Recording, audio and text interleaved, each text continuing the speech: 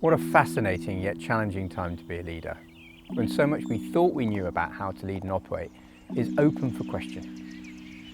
We are in the midst of a metamorphosis. Profound shifts affect the way we work, how and why we do things, and the purpose and meaning we bring to our organisations.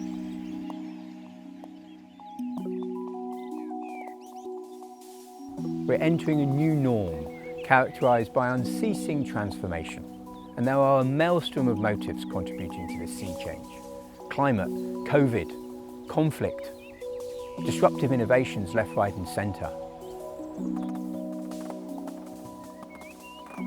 We are in a time between ages. The age-old industrial age, with the mindset of the organisation as machine, is dying, and a new one is being born, the organisation as living system.